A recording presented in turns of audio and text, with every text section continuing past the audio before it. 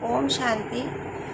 मैंने इससे पहले जो वीडियो बनाया था वो राजयोग मेडिटेशन के 6th लेसन के बारे में है, जिसमें हम राजयोग के जो 4 आधार हैं, 4 स्तंभ हैं जो बेस बनाते हैं, जो एक अनुकूल वातावरण बनाते हैं राजयोग मेडिटेशन प्रैक्टिस के लिए, उसके बारे में डिस्कस कर रहे हैं। इसमें कि 4 स्तंभ होते हैं: ब्रह्मचर्य व्रत की पालना, शुद्ध आहार, फिर सत्संग और फिर दिव्य गुणों की पालना। तो जब हम सेंटर पे जाने लगते हैं, ये ऑटोमेटिक नहीं हो सकता। कोई भी इन धारणाओं को अचानक से एक बार में धारण नहीं कर सकता, क्योंकि हमारे पिछले कई जन्मों के संस्कार हैं, विकारों के संस्कार हैं, खान पान के संस्कार हैं। तो यहाँ एक बात एग्जाम्पल दिया जाता है कि जैसे खुले नल के नीचे पानी का नल खोल दिया और साफ़ पानी आ रहा, उसके नीचे अगर एक गंदा बर्तन या एक गंदे पानी से भरी बाल्टी रख देते हैं, सिर्फ रख दिया तो भी ऑटोमेटिक वो धीरे धीरे साफ़ हो जाएगा, क्योंकि ऊपर से साफ़ जल आ रहा है, निरंतर लगातार आ रहा है। तो इसी तरह जब हम सत्संग करते हैं, यानी कि हम रोज़ सेंटर पे 1 घंटे जाते हैं, तो क्योंकि सेंटर का वातावरण बहुत हायर होता है, वहाँ का एनर्जी फील्ड, वहाँ की जो बहनें हैं वो वर्षों से इन धारणाओं की पालना कर रहे हैं, उनका योग बहुत अच्छा है। तो वहाँ पे जैसे आपका जैसा कॉन्शियसनेस है वैसी वहाँ की एनर्जी फील्ड होगी। तो वो फील्ड वहाँ की इतनी स्ट्रांग है कि ऑटोमेटिक ही जब हम रोज़ वहाँ हम जा रहे हैं, रोज़ हमारी आत्मा उस वातावरण के नीचे एक बार बैठ रही है, वहाँ पे योग का जो वातावरण है, एनर्जी फील्ड है, उससे डेली आपके ऊपर प्रभाव पड़ने लगता है और ऑटोमेटिक चेंज होता है। इसीलिए कहा जाता है कि आप 7 डेज कोर्स करने के बाद ही तुरंत डिसीजन ले लेते हैं कुछ लोग कि नहीं, मुझे नहीं करना है, क्योंकि इसकी धारणाएं बहुत ऊंची हैं।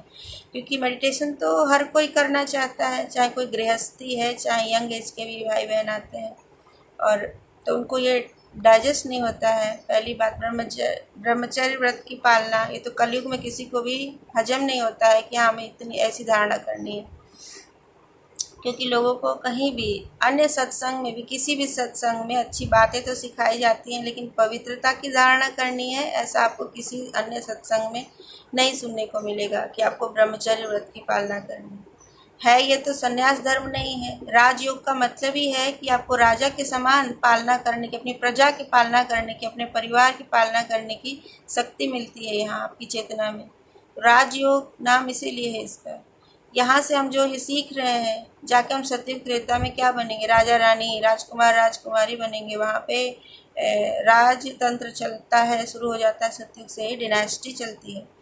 तो इसलिए है ये राजयोग, ये संन्यास धर्म नहीं है, ये आपके परिवार प्रवृत्ति मार्ग है ये, और इसको पवित्र प्रवृत्ति मार्ग कहते हैं। 2 तरह के प्रवृत्ति मार्ग होते हैं इस पूरे चक्र में, 5000 साल के।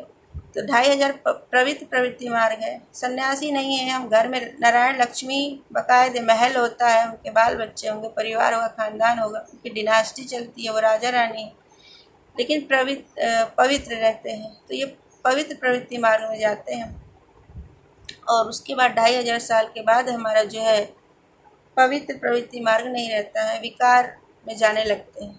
राजा तब भी रहेंगे, द्वापर से भी बहुत से राजा, वो तो अभी स्वतंत्र, ये जो भारत स्वतंत्र हुआ उससे पहले भी था, अभी भी बहुत जगहों पे राजा रानी और डिनास्टी है, कई जगहों पे अभी भी महल वगैरह है। तो ये धारणाएं जो हैं ऑटोमेटिक हो जाती हैं अगर आप लगातार सत्संग, यानी कि पहला नियम सत्संग का ही होना चाहिए। और बताया भी जाता है, आप राजयोग अभ्यास करना चाहते हो तो आप कम से कम 1 महीने निरंतर सेंटर पे आओ। और जो इतना कर सकते हैं, जो लगातार 1 महीना तक जाते हैं, उनको खुद ब खुद ऐसी अनुभूति हो जाती है कि वो इस रास्ते पे चलना चाहेंगे। और जो दूसरा है खान पान की धारणा, जिसमें कि हमें नॉनवेज वगैरह छोड़ना होता है, प्याज लहसुन और बाहर का कुछ भी अशुद्ध खाना नहीं खाना, तो इसको भी धारण करने में बहुत टाइम लग जाता है। यहाँ तक कि काम विकार को भी पूर्णतः छोड़ने में भी बहुत टाइम लग जाता है। ऐसा नहीं है कि 1-2 दिन की बात है या फिर अचानक से आप छोड़ देंगे। अचानक से तो इंसान, किसी को चाय पीने की भी आदत है तो वो चाय नहीं छोड़ सकता, किसी को सिगरेट, किसी को एडिक्शन है अगर किसी चीज़ की, किसी भी तरह की एडिक्शन है तो वो उसको एक अचानक से तो छोड़ ही नहीं सकता। कोई इवन डॉक्टर भी कोई ड्रग्स दे के भी वो उसे अचानक से नहीं छुड़वा सकते। और ऐसे संस्कारों को अगर दबाया जाता है ज़बरदस्ती, तो वो कभी भी अचानक से फिर बाहर आने लगता है। तो यहाँ ना ही दबाने की बात है, क्योंकि हम आंतरिक अपने बीज पे काम कर रहे हैं। जहाँ आपके संस्कार हैं, जड़ से उनको हटाया जा रहा है।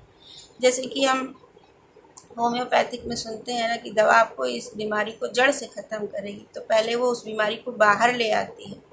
जितना भी अंदर दबा हुआ है, छुपा हुआ है, सारा बाहर आता है। तो ठीक यहाँ भी ऐसे ही राजयोग का जब हम प्रैक्टिस करना शुरू कर देते हैं, यहाँ पे जो नियम है अमृत वेला 4 बजे जाग के योग लगाना, योग लगाने की जो विधि है उसको मैं अपने बाद के 7 डेज़ कोर्स के बाद के फर्स्ट वीडियो में बताऊंगी।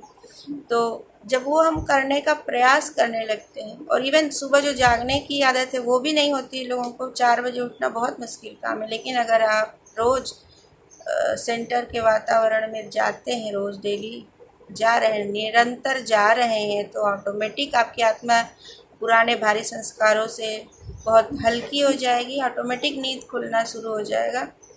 आपके सत्व प्रधान संस्कार जो है वो आत्मा के सत्व प्रधान संस्कार, तो आत्मा तो अपने आप ही सुबह जागती है। जो सत्व प्रधान आत्मा है वो देर से जागेगी ही नहीं, क्योंकि उसके संस्कार चेंज हो गए।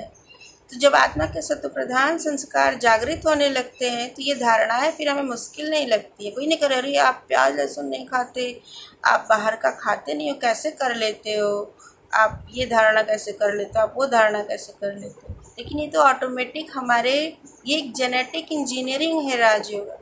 शिव के अलावा, शिव परमात्मा के अलावा मैं तो नहीं समझती हूँ कि किसी को इस तरह की जेनेटिक इंजीनियरिंग आती भी होगी। साइंस भले ही कितना भी आगे है, वो हमारे बीज पे काम कर रहा है, वो आत्मा के अंदर चेंज कर रहा है, और ये काम सिर्फ हमारे परमात्मा कर सकते हैं। तो हमें सिर्फ अपने आप को सरेंडर करना है। वो जो बोल रहे हैं, जो रोज़ बोल रहे हैं कि रोज़ मुरली सुनो, रोज़ मुरली पढ़ लो, 1 घंटे सेंटर पे जाओ, तो हम अगर रोज़ ये सब करना शुरू कर देते हैं तो ऑटोमेटिक हमारे चक्र खुलने लगते हैं। जब हमारे चक्र खुलने लगते हैं, हमारा विल पावर बढ़ने लगेगा। कोई भी धारणा, संसारी कोई भी चीज़, त्याग, तपस्या, कुछ भी हमारे लिए मामूली बात हो जाएगी। हमारा वो ऑटोमेटिक हमारे व्यवहार में आ जाएगा, संस्कार में आ जाएगा। तो धारणाएं कठिन नहीं है, ये धारणाएं हैं ये बताना भी ज़रूरी है क्योंकि ये आधार बिंदु है जो ज्ञान में चलने लगे हैं शुरू। मैं अपनी बात करूं तो मैं ज्ञान में आने के 6 महीने बाद, 6 मंथ्स लगे मुझे। प्याज लहसुन छोड़ा मैंने, 6 मंथ बाद छोड़ा। और पवित्रता की धारणा भी ब्रह्मचर्य व्रत की पालना भी 6 मंथ बाद मेरी शुरू हुई। बट मैं 6 महीने तक जाती रही। और जो सेंटर पे कोई ये नहीं बोलेगा आपको कि अगर आप ये धारणा स्ट्रांग आज से ही शुरू कर दो, अगर नहीं है आप खाते हो तो मत आओ, यहाँ मत बैठो। क्योंकि सभी जानते हैं कि इस तरह का नेचर चेंज होना किसी के लिए एक दिन की बात नहीं है, ये धीरे धीरे ऑटोमेटिक होता है। तो ये 4 सत्संग हो गया। और सत्संग में आपको ज़रूर परहेज करने के लिए बोला जाता है, क्योंकि आप सत्संग अच्छी बातें तो सुन के आ रहे हो, फिर घर आके आप टीवी पे उल्टा सीधा देख रहे हो, अपवित्र चीज़ें देख रहे हो, या फिर आजकल नकारात्मकता ही है सब जगह, इवन न्यूज़ में भी जाओ या कहीं भी जाओ। तो अगर ये सब बहुत ज़्यादा देखने की आदत है तो क्या होगा आपका, बहुत ज़्यादा योग, बहुत फ़ायदा नहीं होगा। लेकिन ये सारी चीज़ें भी मैं बताना चाहती हूँ कि ऑटोमेटिक छूटती हैं, क्योंकि जैसे आपका योग, मेडिटेशन से जो आपकी बैटरी चार्जिंग हो रही है और आपकी आत्मा सत्व प्रधान बन रही है, योग पे ही सबसे ज़्यादा ध्यान देने के लिए बोला जाता है। अगर आपका मेडिटेशन आवर ज़्यादा है, आप अपना समय निकाल पाते हो दिन में, कभी भी रात में या दिन में, कि आप मेडिटेशन ज़्यादा कर रहे हो, तो ऑटोमेटिक आपके बीज में चेंज हो रहा है ना, तो ऑटोमेटिक आप सत्व प्रधान बनते जाएंगे। और सत्व प्रधान आत्मा को कभी भी कोई तमो प्रधान नकारात्मक बात आकर्षित ही नहीं करेगी। हम जब अंदर से ही सत्व प्रधान हो जाएंगे तो हमारा मन ही नहीं होगा, हमारा चित्त ही नहीं जाएगा कि हम ऐसी चीज़ें देखें या व्यर्थ में जाएं, व्यर्थ चिंतन में, या उलझुल दिन भर बात करते रहे किसी से, या बहुत ज़्यादा संपर्क बनाएं, व्यर्थ की बातें करें। तो ये हमारे नेचर से ख़त्म हो जाएगा। हम एक राजा कैसे होते हैं, राजा लोग, उनके बोल का कितना महत्व होता है, उनके एक शब्द का कितना महत्व होता है, 1 सेकंड का, उनके एक सिग्नेचर का, आज जो प्राइम मिनिस्टर है उसका एक एक सेकंड कितना वैल्यूएबल होता है। तो इस तरह हम समय के महत्व को समझने लगते हैं। व्यर्थ और नकारात्मक टाइम वेस्ट करना ये हमारे संस्कार से ही ख़त्म होने लगता है, तो ऑटोमेटिक हमारा नेचर वैसा हो जाएगा। तो ये हमारे 4 स्तंभ या 4 पिलर्स जो है राजयोग मेडिटेशन के आधार, जो कि कंडीशन क्रिएट करते हैं, जैसे कि एक केमिकल रिएक्शन या फिर आप देखते हैं कि बैटरी चार्ज करते हैं हम किसी अपरेटस की, तो वहाँ पे कंडीशन होनी चाहिए, इतना ही एम्पियर होना चाहिए, इतना वोल्टेज होना चाहिए, इतना तापमान होना चाहिए, इतना दाब होना चाहिए। तो वैसे ही ये 4 आधार हमारे लिए कंडीशन बनाते हैं, यानी अनुकूल वातावरण उस क्रिया के होने के लिए, क्योंकि ये पवित्रता की बात है। परमात्मा जितना पवित्र है, हमको उसके बराबर लेवल तक पहुंचना है, तो उसके ही जैसा बनना पड़ेगा हमको। वो तो देह में नहीं आते, वो विकारों में नहीं जाते, उनका इस स्थूल जगत की ये जो कुछ दिखाई दे रहा है, स्थूल जगत में जो कुछ बना हुआ है ना, वो मैटर से जो बना हुआ है वही माया है। एक्चुअली माया क्या है? पार्टिकल से जो कुछ भी बना है वो एक दिन उसका एक एक्सपायरी डेट है। अगर बनता है किसी चीज़ से कोई चीज़ तो वो ख़त्म भी होगा। तो इसीलिए शरीर के बारे में बात करते हैं कि शरीर जन्मी है तो मृत्यु को भी प्राप्त होगी। ये मैटर्स है, ये इल्यूज़न है, एक मैजिक क्रिएट हुआ है, फिर वो उसी में बदल जाएगा जिस चीज़ से हमने बनाया है। लेकिन अगर कोई चीज़ अविनाशी है सदा के लिए, तो वो क्या है? एनर्जी है, आत्मा और परमात्मा की हम यहाँ बात कर रहे हैं कि ना ही उसका निर्माण किया गया है और ना ही उसे डिस्ट्रॉय कर सकते हैं। वो आदि अनादि अविनाशी ऐसा ही है, आत्मा का प्रकार ही है।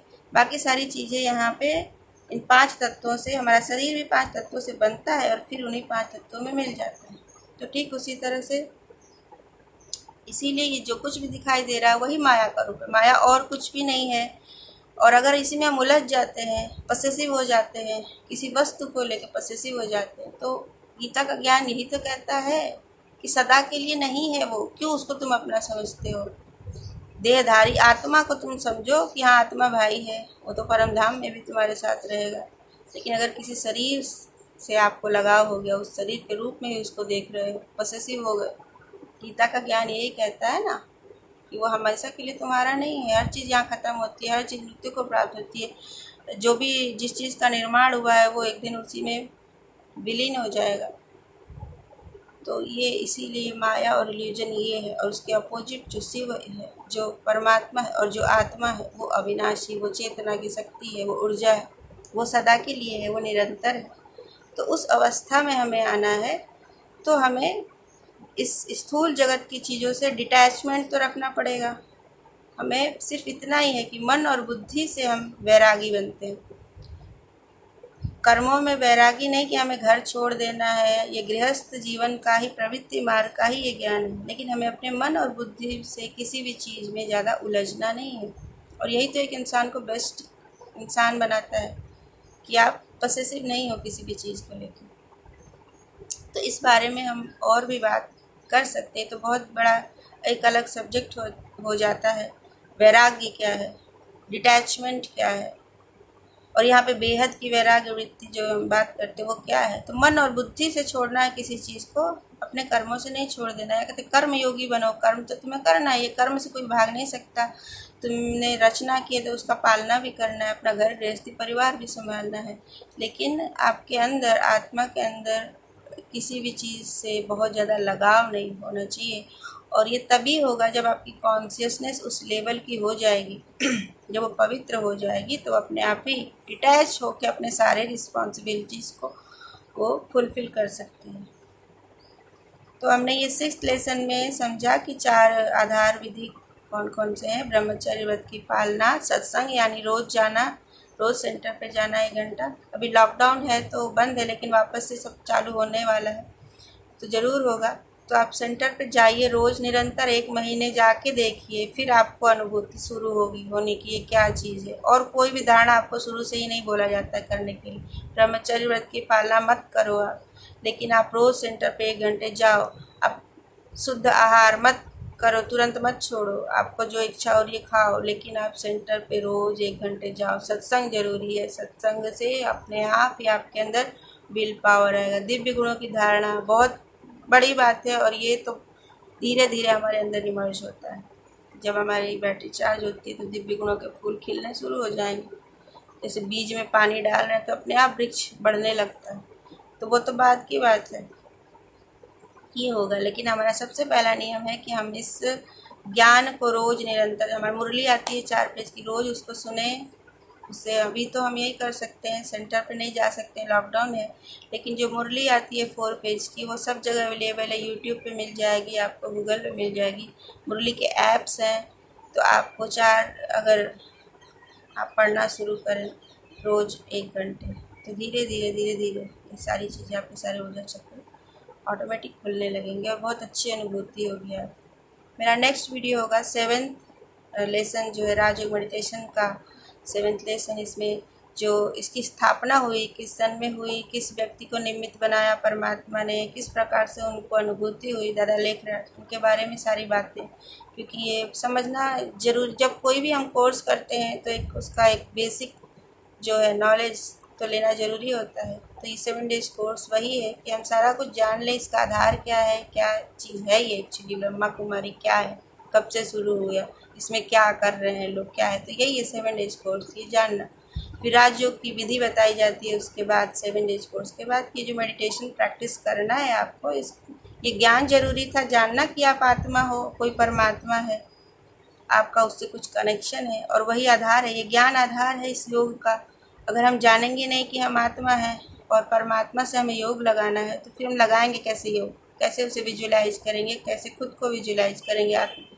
तो इसलिए ज्ञान जरूरी है, ये जानना कि ये किस प्रकार से सृष्टि चक्र है और किस प्रकार से हमें इस योग की आवश्यकता है यहाँ। तो हम 7 डेज कोर्स में सब कुछ जान लेते हैं, उसके बाद योग की विधि बताई जाती है। तो मेरा नेक्स्ट वीडियो आपका 7th लेसन के बारे में होगा। तब तक के लिए धन्यवाद। ओम शांति।